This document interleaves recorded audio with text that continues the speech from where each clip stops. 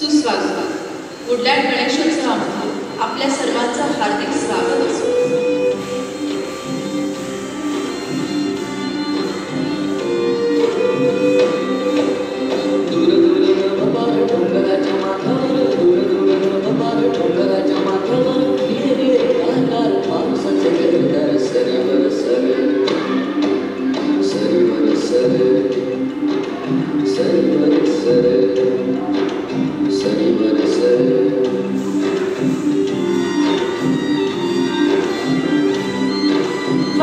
हे गाणं ऐकताच डोळ्यासमोर उभा राहिला विजांचा कडकडाट होत कोसळणारा धुवाधार पाऊस।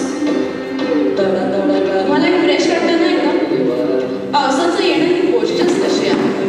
म्हणजे पाऊस पडताना अनुभवून आपल्याला आनंद होतोच, पण या अनुभवापलीकडचं सत्य म्हणजे ते 4 महिने पडणारं पाणी ही आपली वर्षभराची गरज आहे।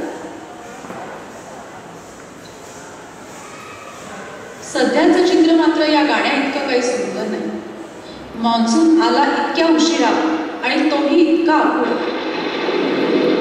मंडळी, आता मात्र आपण थोडंसं सिरियस होऊन पाण्याच्या वापराकडे लक्ष देऊया।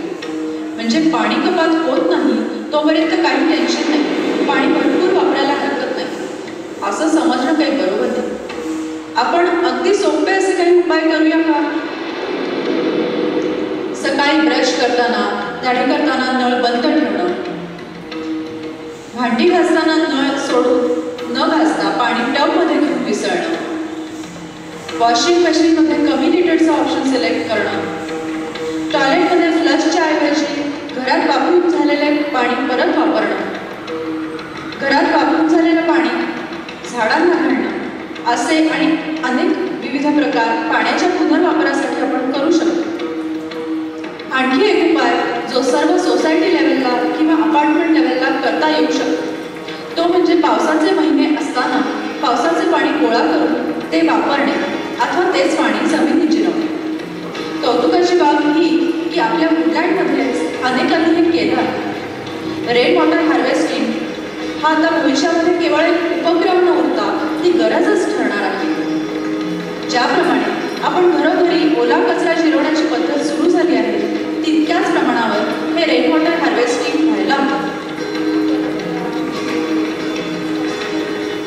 आता हे झालं आपलं घर, आपली सोसायटी, इथेपर्यंत विचार करू। त्याच्या पलीकडे जाऊन आपण थोडा व्यापक विचार करूया का? नुकतंच नासानं केलेल्या पाहणीनुसार भारतातली भूगर्भ जलपातळी अत्यंत कमी झाली आहे। हे का होत आहे? कारण जितक्या वारंवारतेनं आपण बोअरवेल्स म्हणतो आहे तितक्या तीव्रतेनं आपण हा विचार कधी करत नाही की जमिनीत पाणी येणार कुठून आणि माझी आजची गरज नव्हती, पाणी लागेल, पण ते पाणी कायमचं येण्यासाठी मला काय करावं लागेल? विहिरींचं पुनर्भरण होण्यासाठी पाणी जमिनीत जिरवणं अत्यंत महत्त्वाचं आहे। हे पाणी जिरवण्यासाठी जमिनीवर हे पाणी जागोजागी थांबायला हवं। डोंगर माथ्यावर झाडं असतील तरच जगांना थंड हवा लागून ते पाऊस पडतो।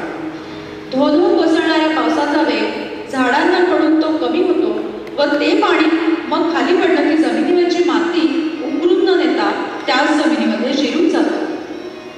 नदीकाठची झाडं ही यासाठी महत्त्वाची की ती पाणी शोषून घेतात व उन्हाळ्याच्या महिन्यांमध्ये तीच झाडांची मुळं कॅपिलरी ॲक्शनने हे शोषलेलं पाणी सोडतात। त्यामुळेच त्या परिसरातील विहिरींना, ओढ्यांना 12ही महिने पाणी असतं।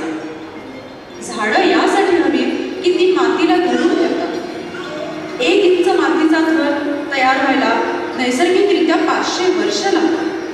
मग इतक्या प्रयत्नांनी तयार झालेली माती जर ते झाड नसेल तर पावसाने वाहून जाईल। सध्या पाणी अडवा, पाणी जिरवा हा नवीन मंत्र आहे।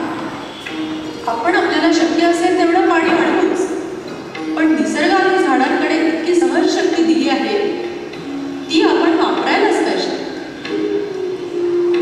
पाण्याचा वापर हा लोकसंख्येनुसार वाढतोच आहे, पण मिळणारं पाणी मात्र तेवढंच आहे। त्यामुळे ज्याप्रमाणे विजेची बचत हीच विजेची निर्मिती असते त्याप्रमाणेच पाण्याची बचत हीच पाण्याची निर्मिती ठरू शकते। आणि पुढे जाऊन असंही म्हणणे योग्य ठरेल की झाडं वाचवली तर सागर थेंब एकही दवडू नये. ऋणभिक्षांचे अपरंपार वृक्ष एकही तोडू नये. पाण्याचा करीते सर्वच वापर त्यात तुझे माझे करू नये. विचार करून सारासार जलबचतीचा हा वसा टाकू नये. धन्यवाद.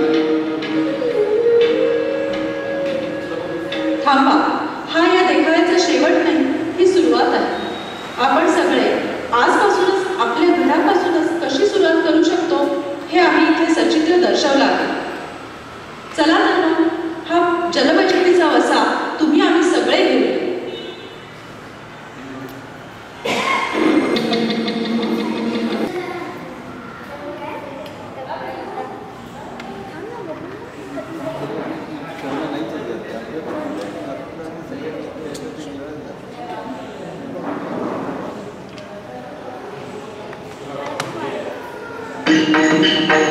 Thank you.